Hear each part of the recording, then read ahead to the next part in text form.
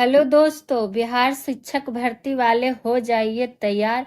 आज लेके आ गए हैं बिहार स्पेशल सेशन, तो वीडियो को लास्ट तक पूरा जरूर देखिएगा। पहला प्रश्न है कि बिहार विधानमंडल के सामने वर्ष 1942 में पुलिस गोली कांड जिसमें 7 छात्र शहीद हुए किस तिथि को हुई थी। यानी कि हमसे तिथि पूछा जा रहा है। ऑप्शन ए है 11 अगस्त, बी है 12 अगस्त, सी है 19 अगस्त या इनमें से कोई नहीं, ऑप्शन डी। तो जो इसका राइट आंसर हो जाएगा ऑप्शन नंबर ए, यानी कि 11 अगस्त 1942 की ये घटना है और ये बिहार विधानमंडल के सामने की घटना है। हुआ क्या था कि छात्रों का एक जुलूस, इसमें इस तरह से आप लिख सकते हैं इस घटना के बारे में कि छात्रों का एक जुलूस, छात्र, चूंकि रीजन पता होना चाहिए कि किस वजह से ये कांड हुआ था, तो छात्रों का एक जुलूस जो है बिहार सचिवालय के, किसके, तो बिहार सचिवालय के भवन पर क्या कर रहे थे, राष्ट्रीय झंडा लहराने का प्रयास कर रहे थे। राष्ट्रीय झंडा लहराने का क्या किया जा रहा था, प्रयास किया जा रहा था। और इसी को रोकने के लिए उस टाइम जो पटना का क्या कहता है, जिला कलेक्टर जो डीएम थे, वो क्या नाम था, डब्लू जी ऑर्चर। आपसे इस तरह प्रश्न पूछ दिया जाता है कि किसके आदेश पर पुलिस ने गोली चलाई थी, तो ध्यान रखिएगा डब्लू जी आर्चर के आदेश पर क्या हुआ था, गोली चला दिया गया था। तो ये आपको पता होना चाहिए, ये डेट एग्जैक्ट आपको ध्यान होना चाहिए। तो चलिए आगे बढ़ेंगे आज के दूसरे प्रश्न की ओर। और ये 7 वाला डाटा भी ध्यान रखिएगा कि कितने छात्र शहीद हुए थे, तो 7 छात्र शहीद हुए थे। आएंगे आज के प्रश्न नंबर 2 पे। प्रश्न नंबर 2 आ चुका है, बंगाल और बिहार में अस्थाई बंदोबस्ती की शुरुआत कब हुई थी। ये आपसे पूछा जा रहा है शुरुआत, यानी कि फिर से हमें ईस्वी ही बताना है। तो इसका जो राइट आंसर हो जाएगा 1793, यानी कि ऑप्शन नंबर ए।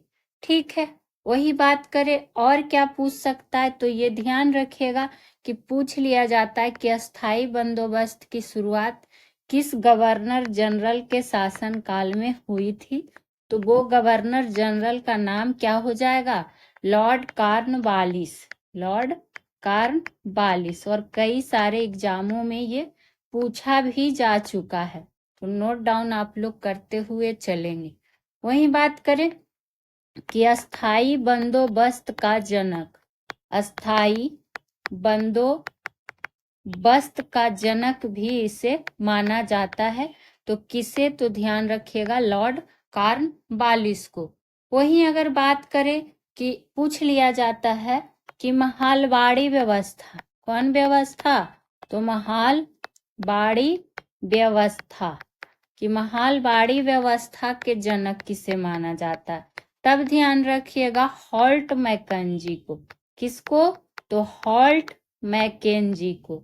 उसी तरह अगर आपसे पूछते कि रैयतवाड़ी व्यवस्था, सारा इंपॉर्टेंट टर्म लिखा जा रहा है आपके लिए, रैयतवाड़ी व्यवस्था किसने शुरुआत किया था या लागू किया था, तो ध्यान रखिएगा सर टॉमस मुनरो। और एग्जाम्पल में क्या मतलब कि अकॉर्डिंग टू ऑप्शन आपको यही तीनों क्वेश्चन पूछे जाते हैं कंफ्यूज करने के लिए, तो ध्यान रखिएगा। आगे की ओर बढ़ेंगे जो कि होगा बिहार स्पेशल का तीसरा प्रश्न। तीसरा प्रश्न क्या आ चुका है हमारा, बिहार की सर्वोच्च चोटी बिहार के किस भाग में स्थित है। तो ये सर्वोच्च चोटी जो जिसकी बात हो रही है वो कौन सी हो जाएगी, पहले ये आपको पता होना चाहिए। तो सोमेश्वर की श्रेणी, सोमेश्वर की चोटी या फिर सोमेश्वर की श्रेणी, तो ये आपको ध्यान होना चाहिए। और ये जो है किस भाग में स्थित है, तो उत्तर पश्चिम यानी कि ऑप्शन नंबर ए। वहीं और इससे संबंधित जानकारी की अगर हम बात कर ले, क्या और आपसे क्या प्रश्न पूछ लिया जा सकता है, तो देखिए पहली बात कि अगर आपसे पूछे कि सोमेश्वर की जो श्रेणी है ये कहाँ स्थित है बिहार में, तो ध्यान रखिएगा पश्चिम चंपारण में स्थित है।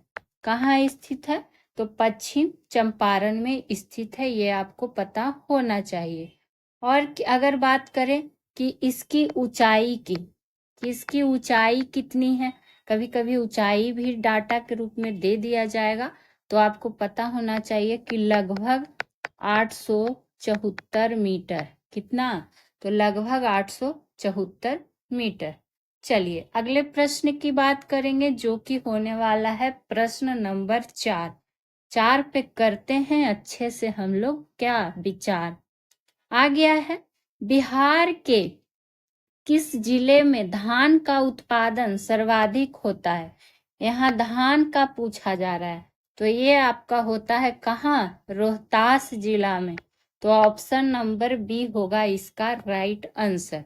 वहीं आपको पता होना चाहिए कि रोहतास जिला को क्या कहा जाता है, बिहार का चावल का कटोरा। बिहार का चावल का कटोरा के रूप में भी इसे जाना जाता है। वहीं और क्या जान सकते हैं, साथ ही साथ अगर गेहूं का भी उत्पादन पूछे तो रोहतास ध्यान रख लीजिएगा कि गेहूं या धान दोनों सबसे ज्यादा यहाँ क्या होता है, उत्पादन होता है।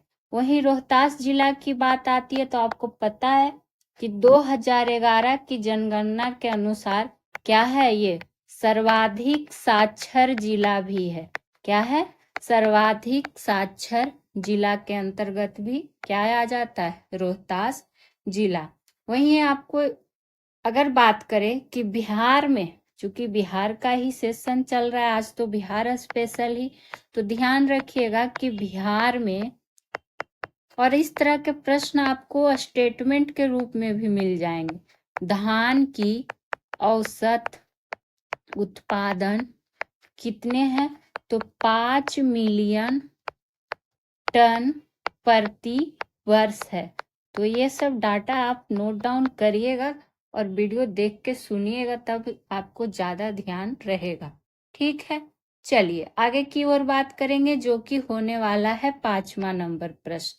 क्या है हमारा 5वां नंबर प्रश्न, बिहार के किस जिले में, अब क्या पूछा जा रहा है, रेशमी वस्त्र का उत्पादन सर्वाधिक होता है। तो जब बात आएगी रेशमी उत्पादन का, रेशमी वस्त्र के उत्पादन का, तो आपको पता है कि भारत का पूछ लिया जाता है कि भारत का रेशम शहर के नाम से, रेशम शहर के नाम से किसे जाना जाता है, तब जाना जाता है किसे, भागलपुर को। तो ऑप्शन नंबर बी होगा इसका राइट आंसर, चूंकि यहाँ रेशमी वस्त्र का भी उत्पादन क्या होता है, सर्वाधिक होता है। ये बात हो गई। वहीं आप यहाँ पर ये ध्यान रख सकते हैं कि जो क्या है, इस तरह से लिख लीजिएगा कि भागलपुरी रेशम एंथेरिया, नाम ध्यान रखिएगा, एंथेरिया एफिया रेशम के कीड़ों के क्या कहता है, कोकून से बनाया जाता है।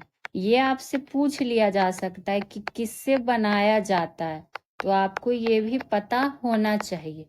ठीक है, वहीं अगर बात करें तो भागलपुर में कुछ रेशम उत्पादन केंद्र हैं, जैसे में क्या क्या केंद्र हैं, तो जैसे हो गया कपड़ा और शिल्प केंद्र, कपड़ा और शिल्प केंद्र हो गया, या फिर कहिए कि हयात हथकरघा केंद्र हो गया।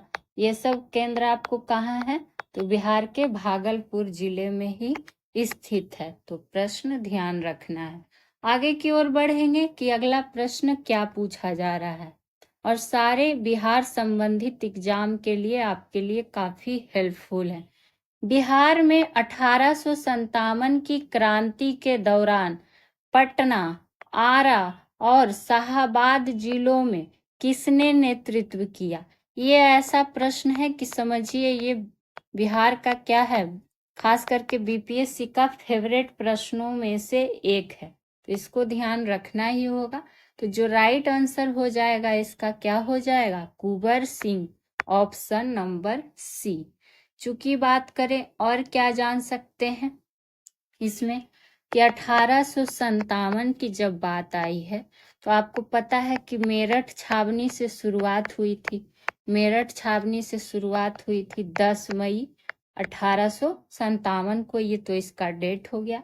लेकिन अगर वही पूछे कि बिहार में कब शुरुआत हुई थी तो बिहार में हुआ था 12 जून 1857 को। ठीक है, इसकी शुरुआत हुई थी। कहाँ से शुरुआत हुई थी? तो देवघर जिला का रोहिणी गांव से। कहाँ से? देवघर जिला के रोहिणी गांव से क्या हुई थी? इसकी शुरुआत हुई थी। तो बिहार वाला भी आपको ध्यान में रख लेना है। और कुंवर सिंह ने क्या कहा था? एक कथन कहा था। तो क्या कथन कहा था? कथन ये इन्होंने कहा था कि मैं जहां भी हूँ क्या है? जगदीशपुर वही है, जगदीशपुर वही है। तो ये कथन भी आपसे पूछ लिया जा सकता है। और यहाँ पटना, आरा और शाहाबाद जिला ये आपको ध्यान में रखना है। आगे की ओर बढ़ेंगे 7वें नंबर प्रश्न पे। ये भी मोस्ट इम्पॉर्टेंट प्रश्नों में से एक है। बिहार समाजवादी पार्टी का गठन किसने किया था? तो किसने किया था? इसका जो राइट आंसर हो जाएगा फूलन प्रसाद वर्मा और जयप्रकाश नारायण, यानी कि ऑप्शन नंबर बी। ठीक है। कब इसकी स्थापना की थी? स्थापना वर्ष भी काफी बार पूछ लिया जाता है। तो स्थापना वर्ष जो बिहार समाजवादी पार्टी का होगा 1931 में हो जाएगा। हालांकि इसका गठन में देखिए एक फूलन प्रसाद वर्मा, एक जयप्रकाश नारायण, और ऑप्शन के अनुसार यहाँ पर ये आंसर हो गया। और भी लोग कुछ शामिल थे जैसे कि गंगा शरण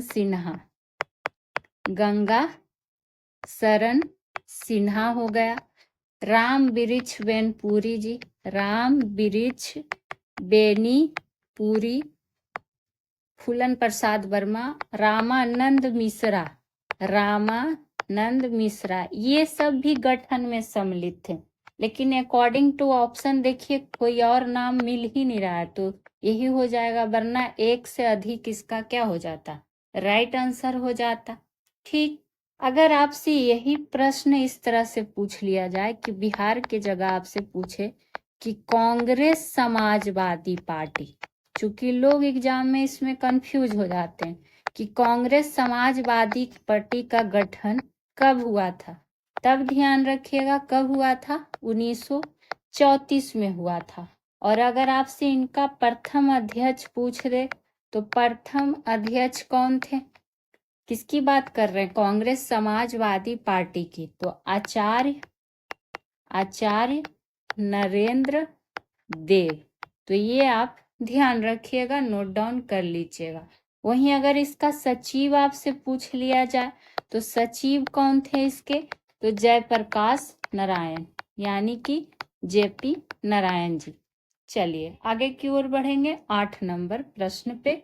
और उससे पहले आप लोग को बताना चाहेंगे कि देखिए एक वीडियो आप लोग को के लिए बनाने में हमें काफी मेहनत लगती है, तो इस मेहनत को आप लोग सपोर्ट किया कीजिए। तो जो भी बिहार शिक्षक भर्ती 2025 की तैयारी कर रहे हैं वो सॉल्यूशन बाय पीजे चैनल को सब्सक्राइब जरूर कर लीजिए। जीके जीएस की अगर बात है तो आपको सभी प्रश्न जो है बिल्कुल एनसीईआरटी आधारित ही दिए जा रहे हैं, चाहे आप टीजीटी देने वाले हो, टीजीटी देने वाले हो या फिर पीआरटी। तो जीके जीएस की आप इस चैनल से जुड़ सकते हैं सॉल्यूशन के लिए। हर सप्ताह आपको एक मैराथन क्लासेस भी दी जा रही हैं जो भी बिल्कुल डिटेल्स के साथ प्लस आपको मंथली करंट अफेयर्स भी मिलते रहेंगे, मॉक टेस्ट और ट्रेंडिंग टॉपिक भी आपको कराया जाता है। साइंस हो, सोशल साइंस हो, बिहार स्पेशल हो, कोई भी जीके जीएस का विषय हो, संपूर्ण डिटेल्स के साथ आपको कराया जाता है। तो प्लीज वीडियो को ज्यादा से ज्यादा लोगों तक शेयर कर दीजिए, अच्छा लगे तो लाइक कीजिए और एक कमेंट तो कर ही सकते हैं कि आप लोग को वीडियो कैसी लगती। चलिए, ये तो था चैनल से संबंधित कुछ जानकारी। बढ़ेंगे अगले प्रश्न की ओर। अगला प्रश्न हमारा आ चुका है। बिहार प्रोविंशियल कांग्रेस कमेटी का मुख्यालय पटना में है। इसका गठन वर्ष आपसे पूछा जा रहा है। तो ये पहला प्रश्न हमें पता चल गया कि अगर मुख्यालय पूछेगा तो ध्यान रहना चाहिए कि कहाँ है, तो पटना में है। वहीं अगर वर्ष की बात करें तो 1908 क्या हो जाएगा, 1908। और क्या बात इसमें ध्यान रख सकते हैं, तो प्रोविंशियल की, ये देखिए इंग्लिश टर्म आपको यहाँ पर दे दिया गया है। प्रोविंशियल की जगह प्रांतीय भी लिखा रह सकता है हिंदी टर्म में, ठीक है, तो कंफ्यूज नहीं हो जाना है। तो अगर आपसे पूछ ले कि बिहार प्रांतीय कमेटी का जो ये क्या हुआ, गठन हुआ, किसकी अध्यक्षता में हुआ था, अध्यक्षता की अगर आपसे बात कर ले तो ये जो हुआ 1908 में सैयद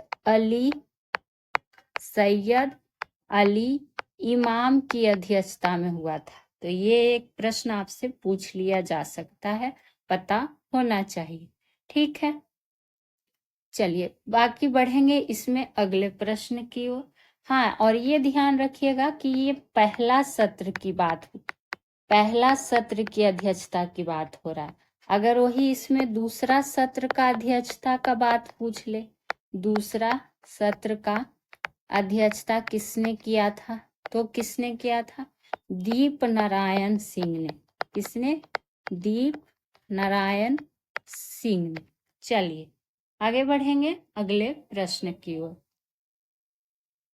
1913 में पटना में अनुशीलन समिति की एक शाखा की स्थापना किसने की थी, ये वर्ष ध्यान रखना है। तो ये जो स्थापना किया था किसने किया था, ये किया था सचिंद्रनाथ सन्याल ने, ठीक है। कब किया, तो 1913 में किया था, ये आपको पता होना चाहिए। वहीं अगर बात आई है तो आप एक चीज और ध्यान रख सकते हैं कि अनुशीलन समिति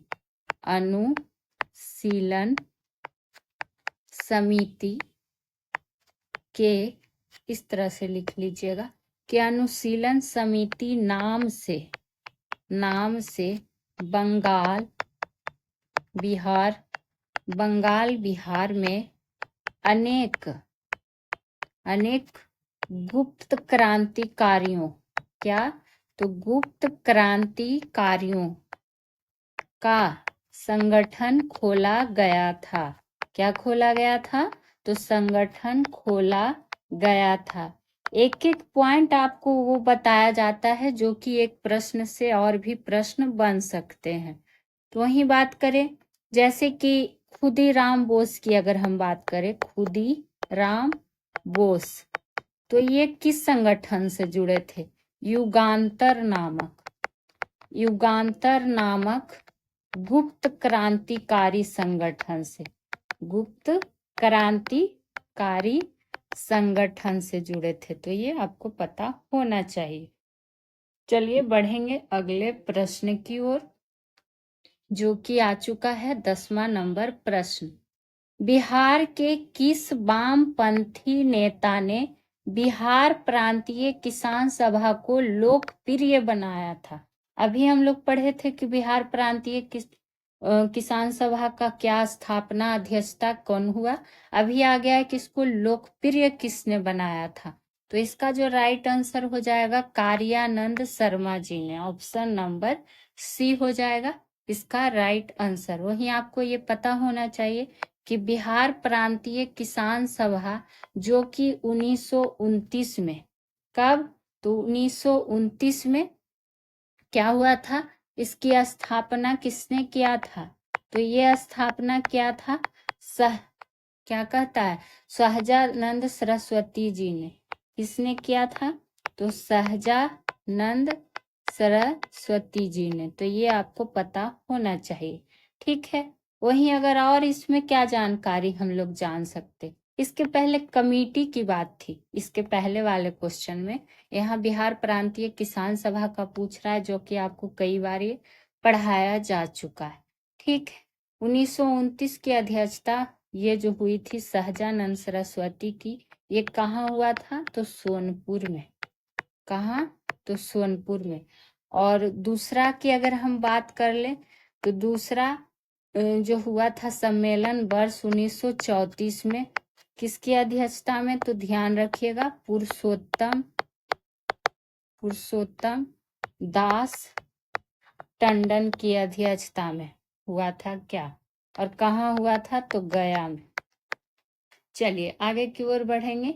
11वें नंबर प्रश्न की बात करेंगे।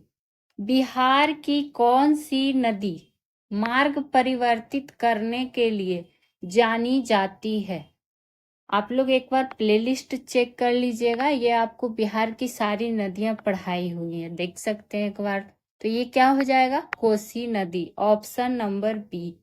वही बात करें और क्या प्रश्न आपसे पूछ लिया जा सकता है, तो ध्यान रखिएगा कि इस नदी को क्या कहा जाता है? बिहार का शोक भी कहा जाता है। क्या कहा जाता है? तो बिहार का शोक भी कहा जाता है।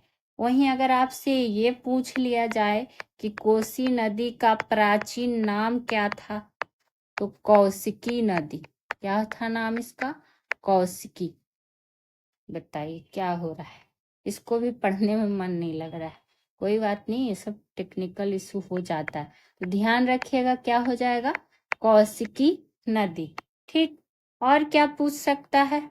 कोसी नदी से एक चीज आप याद ध्यान रखिएगा कि नेपाल में, कहाँ? तो नेपाल में इसको जाना जाता है सप्त कौशिकी के नाम से।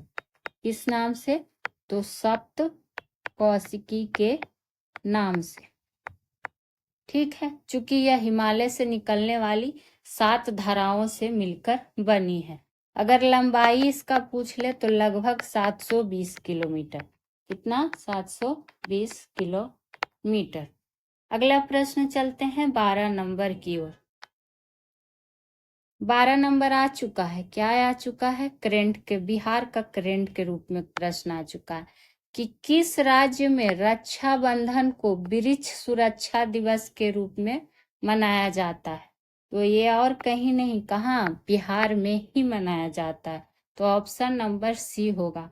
अगर आपसे पूछे इसका आयोजन कब से किया जा रहा है, तो 2011 से ही किया जा रहा है। वहीं बिहार स्थापना दिवस कब मनाया जाता है? बिहार स्थापना दिवस की बात आएगी तब ध्यान रखिएगा 22 मार्च, ठीक। तो ये आपको पता होगा ही। चलिए बढ़ेंगे, इस प्रश्न में कुछ ज्यादा है नहीं तो ज्यादा टाइम नहीं देना। 13 नंबर प्रश्न देखिए, इम्पोर्टेंट है, पूछे जा भी चुके हैं, आगे भी आपको मिल सकते हैं बिहार शिक्षक भर्ती में। क्या है? बिहार में से निम्न में से किसे जीआई टैग मिला है? इनमें से हमें देख लेना है। मगही पान, बासमती चावल, चंदेरी साड़ी, या फिर एक से अधिक। तो चलिए पहले आपको बता दिया जाए कि जब बिहार की बात आई है, तो चलिए इस तरह से आपको कर दें, याद ही करा दिया जाए सारा। तो सबसे पहले ध्यान रखिएगा सिलाव का खाजा। तो जो लोग खाए होंगे उनको तो ज्यादा ही ध्यान रहेगा। तो सिलाव का खाजा हो गया। वहीं बात करेंगे बिहार में मधुबनी पेंटिंग। मधुबनी पेंटिंग की बात जब आ गई, और किसकी बात करेंगे? ध्यान रखिएगा मुजफ्फरपुर का। किसका? मुजफ्फरपुर का शाही लीची। शाही लीची हो गया। और किसकी बात करेंगे? वहीं ध्यान रखिएगा क्या? कतरनी चावल। कौन चावल? कतरनी चावल। और ध्यान रख लीजिएगा मरचा धान। कौन धान? तो मरचा धान। और क्या ध्यान रख सकते हैं? मगही पान। मगही पान। और क्या बच गया? हाँ, मिथिला मखाना, मिथिला, मिथिला मखाना, मिथिला मखाना।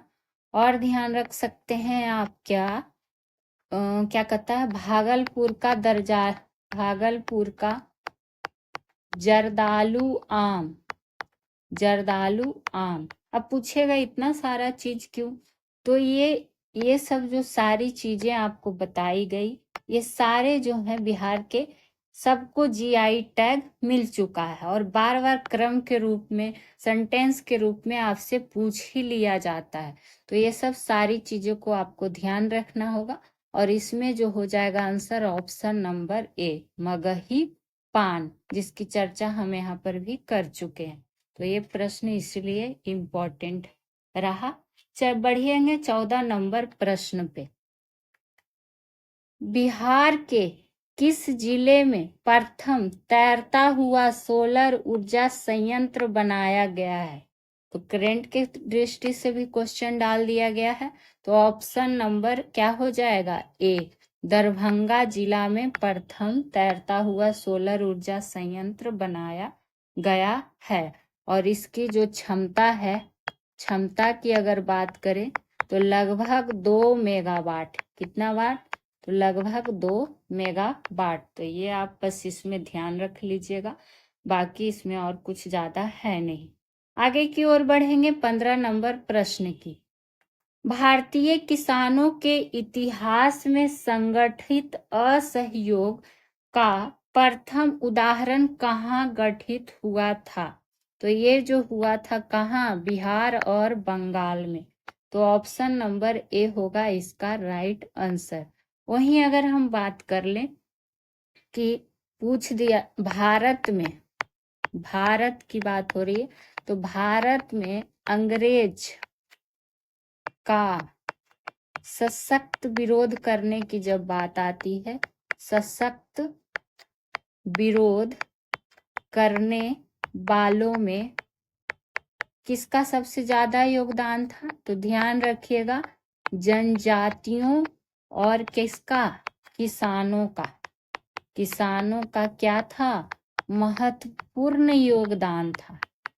एक एक बिंदु आपके लिए इम्पोर्टेंट होते हैं, तो प्लीज आप नोट डाउन जरूर किया करें। तो योगदान था, जैसे ध्यान रखिएगा, नील विद्रोह कितना बार पूछा जाता है एग्जाम में। तो नील विद्रोह की जब बात आती है तो 1859 से 60 में कहाँ हुआ था? तो बंगाल में हुआ था। ये सब आपको मिलान करने के रूप में दे दिया जाता है। पावना विद्रोह पूछ लिया जाता, जो कि किसान विद्रोह था, तो 1873 से 76 में। चंपारण सत्याग्रह, सारे ये सब कितना बार एग्जाम में रिपीट होते रहता है। तो बस आपको ध्यान। अब एक प्रश्न यहाँ पर आपके लिए रहेगा, जो कि कमेंट बॉक्स में आपको आंसर देना है, और आशा करते हैं दीजिएगा। क्या है प्रश्न? प्रश्न आपको ये बताना है कि नील दर्पण नाटक पुस्तक के लेखक का नाम आपको कमेंट करना है। चलिए बढ़ेंगे 16 नंबर प्रश्न की ओर। नेशनल कॉलेज और बिहार विद्यापीठ का शिलान्यास किसने किया था? तो ये जो शिलान्यास की बात आई है, ये किया था किसने? महात्मा गांधी जी ने। ऑप्शन नंबर सी होगा इसका राइट आंसर। कब किया था? तो 6 फरवरी 1921 को किया था। तो ये आप ध्यान रख सकते हैं। वहीं अगर हम बात करें और क्या जान सकते हैं कि सकारात्मक पहलू में, अगर आपसे पूछ दे कि किस पहलू में इसको रखा गया था, चलिए अच्छे से लिख दिया जाए आप लोगों के लिए, किस पहलू में इसको रखा गया था? तो क्या कहता है? सकारात्मक पहलू में, सकारात्मक पहलू में। अब पूछेगा सकारात्मक पहलू में क्यों? चूंकि असहयोग आंदोलन के दौरान नकारात्मक और सकारात्मक 2 पहलू था, जिसमें कि इसको रखा गया था सकारात्मक पहलू में। क्योंकि ये 1921 की बात है और असहयोग आंदोलन शुरुआत कब हुआ था? 1920 में। तो इसलिए आपको ये पॉइंट यहाँ बताया गया। चलिए आगे बढ़ेंगे 17 नंबर प्रश्न पे। मगध एवं अंग का मैदान किसके हिस्से है, ये आपसे पूछ लिया जा रहा है। तो ये आपको अच्छा से पता भी होगा कि मध्य गंगा मैदान का क्या है, हिस्सा है। और क्या प्रश्न आपसे पूछ सकता है, तो आपको ये भी पता होना चाहिए कि जो मध्य गंगा का मैदान है ये विस्तृत, अगर इसकी बात करें कि विस्तार, तो बिहार राज्य में मुख्यतः है। बिहार राज्य में क्या है, मुख्यतः है, ये आपको पता ही होगा। वहीं बात करें, अगर आपसे पूछ ले कि ऊपरी गंगा का मैदान के अंतर्गत, जो कि ऑप्शन नंबर ए है, तो ध्यान रखिएगा उत्तराखंड और क्या कहता है, उत्तर प्रदेश के मैदान आते हैं इसके अंतर्गत। उत्तर प्रदेश के मैदान इसके अंतर्गत आ जाएंगे। वहीं निम्न गंगा का मैदान की बात करें तो इसका विस्तार पश्चिम बंगाल और देश की बात कर ले तो कहाँ है, बांग्लादेश में। तो ये आपको पता होना चाहिए, पूछ दिया जा सकता है। ठीक है, चलिए बढ़ेंगे अगले प्रश्न की ओर, जो कि क्या है देख लेते हैं। अगला प्रश्न आ चुका है, 1930 में बिहार क्षेत्र की राजस्व वसूली में धरना के कारण कितनी कमी हुई थी, तो ये कमी हुई थी 30 लाख, तो ऑप्शन नंबर बी। तो ये हो गया इसका राइट आंसर। तो आपको ये बस ध्यान रख लेना है डाटा कि जो 1930 में बिहार की राजस्व वसूली हुई थी उसमें लगभग इतनी कमी दर्ज की गई थी। ठीक, चलिए आगे की ओर बढ़ेंगे। कुछ प्रश्न ऐसे हैं जिसका आपको सिर्फ क्वेश्चन आंसर से काम चल जाएगा। अब बात करें तो आप लोग बस रिक्वेस्ट ही कर सकते हैं आप लोग से कि सॉल्यूशन बाय पीजे हमारा चैनल है, इसको सब्सक्राइब कर लीजिएगा। वीडियो अच्छी लगे तो लाइक शेयर कर दीजिए।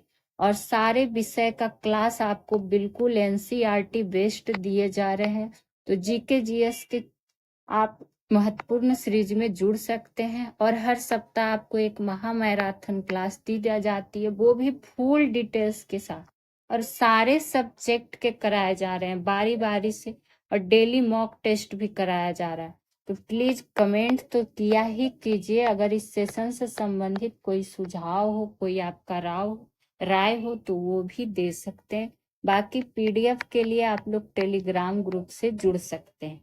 चलिए अब आगे की ओर बढ़ेंगे, जो कि 19 नंबर प्रश्न होने वाला है।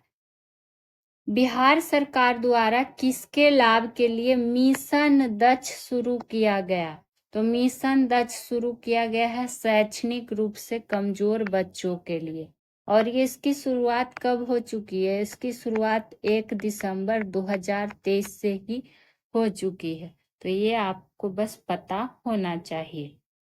इसके अंतर्गत होता क्या है कि अधिकतम 5 छात्रों का समूह बनाएंगे और मार्गदर्शन करेंगे राज्य शिक्षा विभाग के शिक्षकों के द्वारा। तो बस ये ध्यान होना चाहिए। अगला प्रश्न की बात करें, जो कि है हमारा 20 नंबर प्रश्न।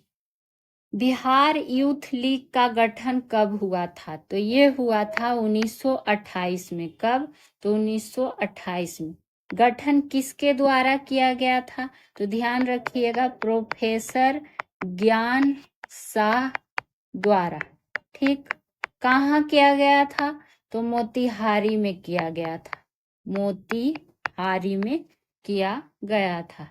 ठीक, इसकी स्थापना का मुख्य कारण क्या था, मुख्य कारण था नव युवकों को संगठित करना, नव युवकों को संगठित करना। चूंकि यूथ लीग का गठन ही हुआ था, यूथ मतलब नवयुवक ही आ जाते हैं, तो ये आप ध्यान रखिएगा। वहीं बिहार यूथ लीग में 14 अप्रैल 1929 को क्या मनाया गया, युवा दिवस मनाया गया, युवा दिवस मनाया गया। कहाँ, बिहार यूथ लीग में। आगे की ओर बढ़ेंगे, जो कि इस सेशन का है आज का अंतिम प्रश्न।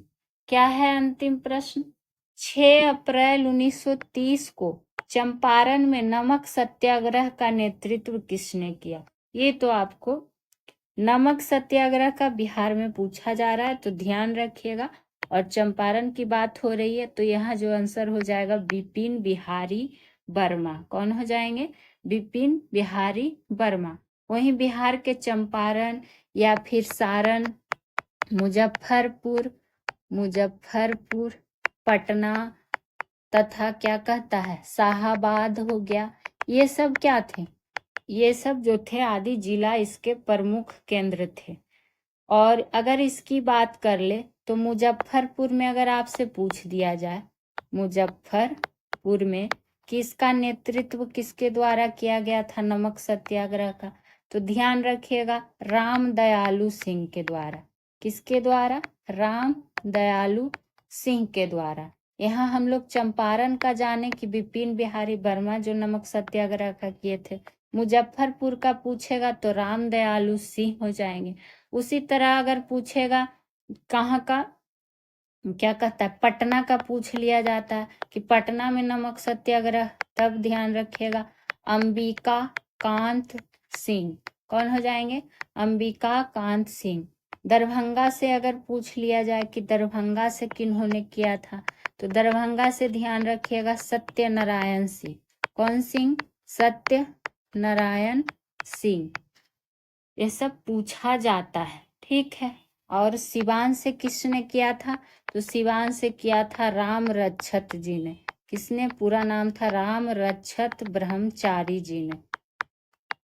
तो आज के बिहार स्पेशल सेशन में इतना ही। फिर मिलेंगे किसी और सब्जेक्ट का निचोड़ लेके। तो चैनल को सब्सक्राइब कर लीजिए, सॉल्यूशन बाय पीजे को सब्सक्राइब कीजिएगा, बेल आइकन पे क्लिक कर लीजिएगा, वीडियो को लाइक शेयर कर दीजिएगा, कमेंट भी कर दीजिएगा। फिर मिलते हैं। Thank you.